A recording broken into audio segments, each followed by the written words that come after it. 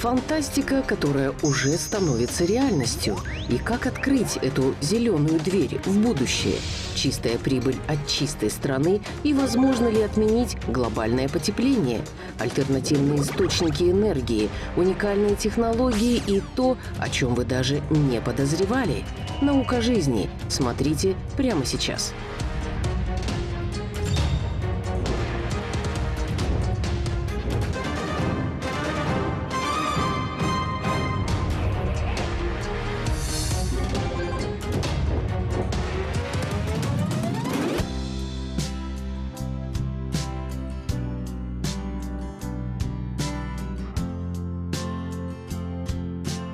Человек, который почувствовал ветер перемен, должен строить не щит от ветра, а ветряную мельницу.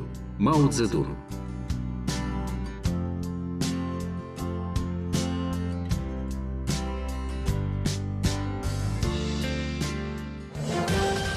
Сегодня в программе. Услышать дыхание неба. Все гениально просто.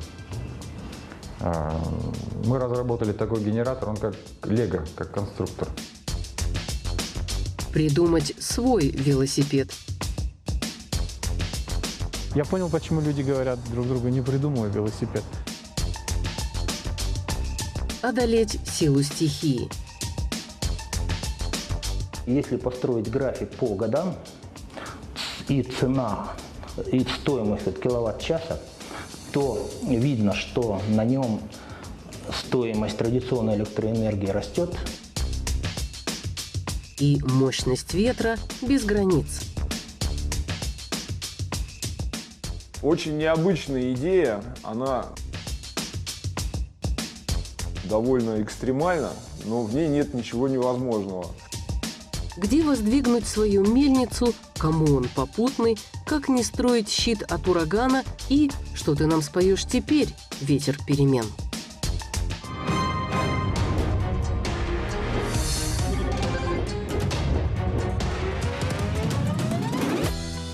Эх, прокачусь с ветерком, точнее, с ветрогенератором. Очень необычная идея, она на первый взгляд довольно экстремальна, но в ней нет ничего невозможного. Об экстремальной идее пока умолчим. Это только небольшая репетиция. Простой велосипед надо куда-то прислонить. А это он может стоять в любом месте, это раз. Потом мне хотелось создать такой этот транспорт, который очень мягкий, в котором даже беременная женщина может ездить. Муратбек, житель Бишкека, детский врач по профессии, решил создать велосипед нового поколения, которым управлять сможет каждый, и создал элосипед. Хотя поначалу никто не верил, что все получится, даже собственная дочь. Он сказал: слушай, Аина, у меня есть идея, давай я тебе расскажу. И у него были зарисовки велосипеда, то есть я видела колеса, да, какая-то конструкция. И я, если честно, не поняла.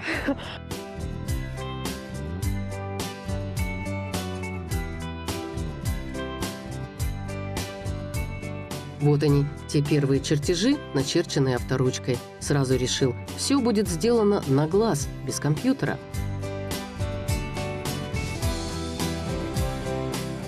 Я понял, почему люди говорят друг другу: не придумывай велосипед. А потому что придумать, оказывается, его легко. Сделать трудно немножко. Не все до конца доходят. В своей конструкции дошел до конца, работал в гараже. В дело пошли старые автомобильные рессоры и другие запчасти. И вот так неделя за неделей, месяц за месяцем появился велосипед. Он сначала был без колеса, электроколеса и без аккумулятора.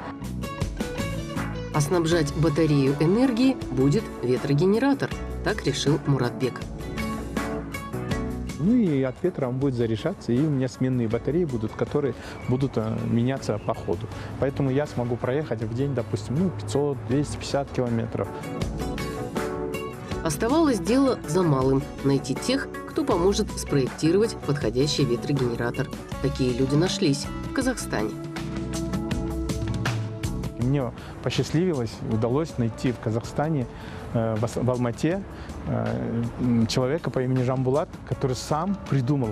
И что самое интересное, он юрист по образованию. У него тоже нет инженерных никаких знаний. И он сам придумал ветрогенератор. Я всю жизнь занимался изобретательством. Мне это нравилось с детства. В общем, мы делали самолеты в детстве, авиамодельные кружки, ракеты, вертолеты, все такое. И благодаря вот ему мне удалось решить вопрос с источником энергии.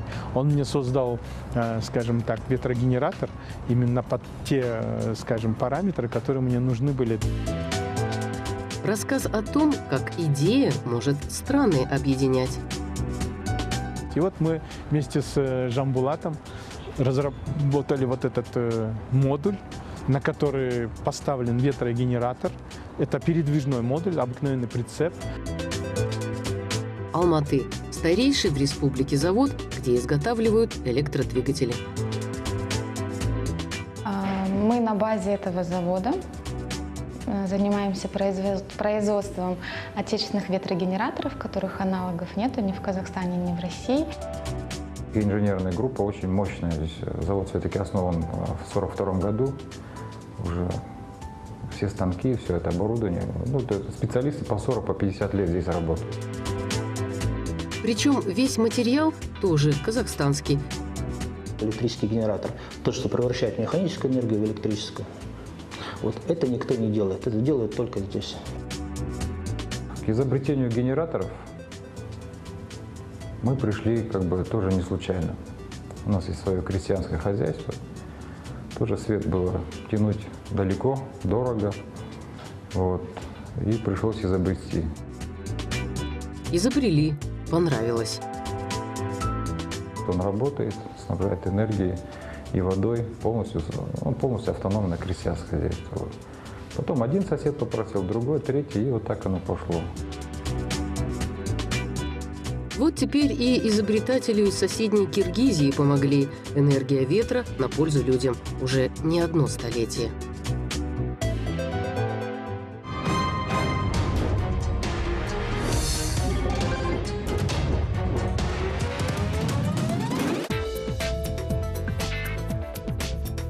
Ветер на всем белом свете – ветер. По-другому – дыхание неба или кинетическая энергия движущегося воздуха. Мельницы, парусные корабли, флюгеры на крышах домов. Когда и у кого впервые появилась мысль о том, что ветер – это не так уж и плохо, неизвестно. Тем не менее, считается, что это был один из самых первых стабильных источников энергии, освоенных человеком. Вот ветер и солнце – это совершенно достаточные компоненты для обеспечения энергетикой всего человечества на любое необозримое будущее. И если заглянуть в прошлое, ветряные агрегаты возрастом более 2000 лет были найдены на территории Китая и Египта, а в Европе это достижение цивилизации стало известно благодаря крестоносцам только в XII столетии. Первая ветроэлектростанция появилась в Дании в 1890 году. Сегодня в мире насчитывается около 50 тысяч станций, использующих силу ветра.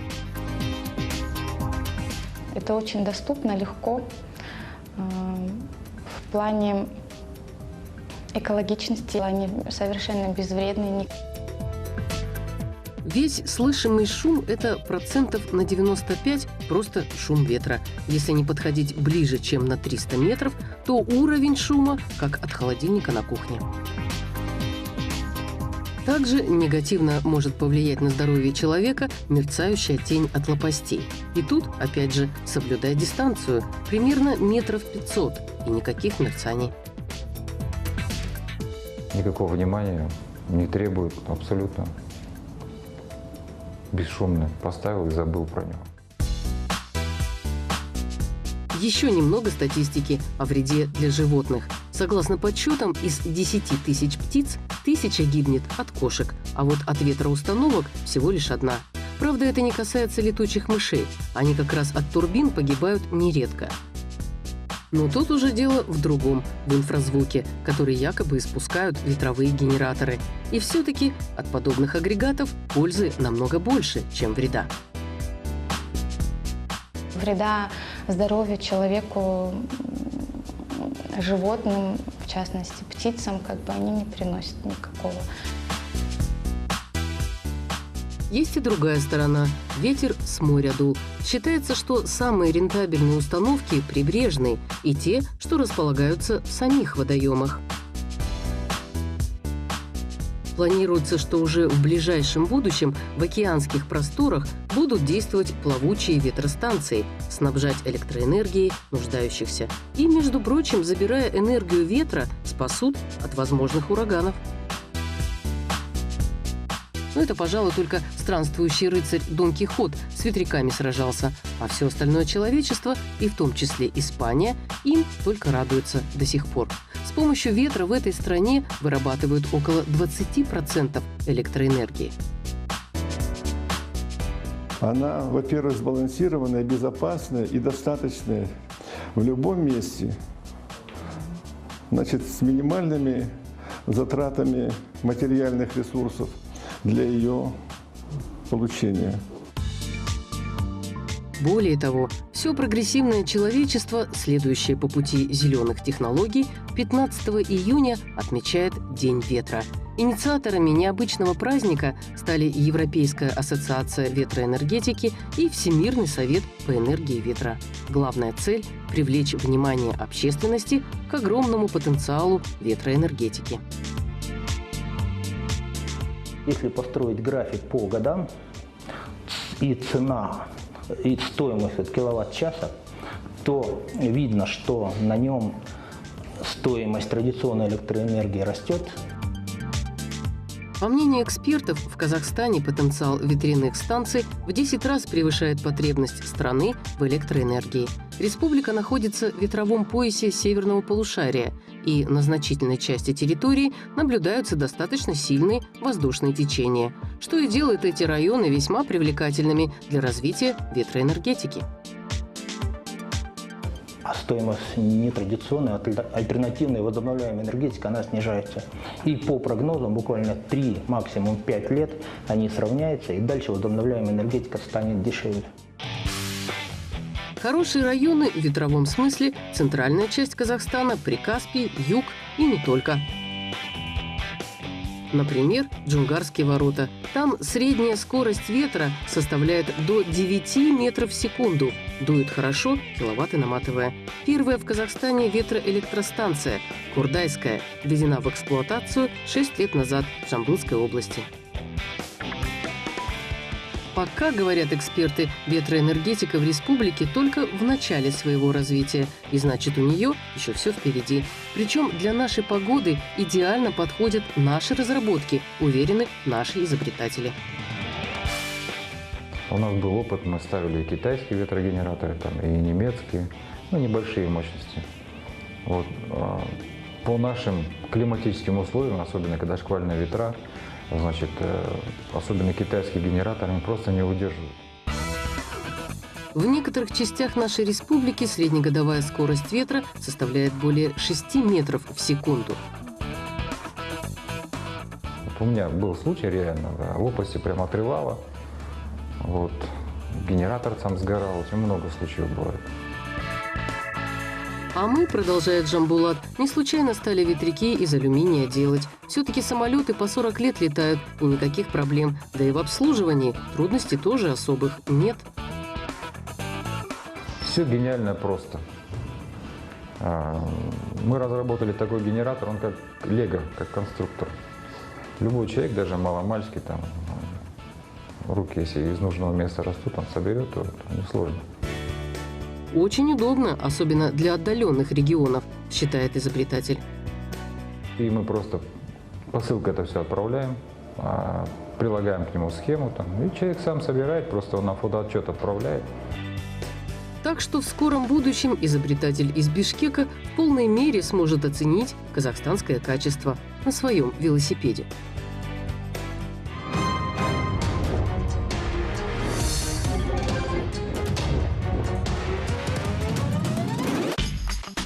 легкий ход, устойчивость, скорость развивает до 90 км в час. Велосипед Муратбека. И вот уже позади тестовые 700 километров, а впереди еще не 1000. Пробег будет стартовать из Бишкека, пройдет через Алмату. Потом мы планируем поучаствовать в Экспо в Астане. К Муратбеку уже присоединились велосипедисты из других стран. Тоже хотят в историческом пробеге поучаствовать. Продвинуться к цели и продвинуть других. Алматы – мастерская. Здесь разрабатывают и производят аккумуляторы для электрических велосипедов. Мы создаем аккумуляторы, которые позволяют накапливать эту энергию. Как ее в дальнейшем использовать можно, да, это уже вопрос другой. Именно здесь и делают зарядное устройство, чтобы Муратбек проехался с ветерком. Основная задача во время этой длинной поездки – это, естественно, заряжать батареи, которые будут установлены на всех транспортных средствах, например, на трайке. Да? То есть батарея находится здесь, вот ее зарядное устройство, да, которое будет заряжать. Конструкция ветрогенератора довольно проста и незатейлива, что позволяет достаточно легко и быстро заменить деталь, устранить неполадки, если, конечно, в этом необходимость будет. Сам ветрогенератор установят на крыше технического прицепа. И мы надеемся, что ветер будет помогать нам заряжать наши батареи на всем времени пути. Каждый аккумулятор обычно состоит из множества более мелких элементов внутри. Да? Вот здесь, вот, например, мы видим аккумуляторную батарею для электровелосипеда. Вот так вот она выглядит в собранном виде. В виде действующем можно будет не только двигаться вперед, появится возможность пообедать и позавтракать в дороге. Этот модуль не просто, скажем, для велосипедов дает ток и заряжает батареи. Нет, он дает чай, кофе, он дает доброе утро, он дает радио, он дает интернет. Путешествие и комфорт. По крайней мере, на это надеется Муратбек, несмотря на бездорожье и 1000 километров. И он уже договорился об этом со своим велосипедом. Я думаю, что у него тоже есть своя электрическая душа, поэтому я с ним как бы веду диалог. Вот. И я говорил, если 1000 километров пройдешь, не сломаешься, нигде ничего, я поеду с тобой. Велосипед вроде не возражает, даже как бы поддерживает. Кстати, когда вело-эло экопробег доберется до Астаны, можно будет сравнить и обсудить другие ветроустановки, в том числе и представленные казахстанскими друзьями Муратбека. На Экспо будут стоять 3 ветрогенератора казахстанского производства. Целый сегмент альтернативной энергетики посвящен на вот этом Экспо 2017. Это именно то, о чем, допустим, люди сейчас хотят, стремятся. Это ветер, вода, солнце. И, собственно, об историческом маршруте пробега.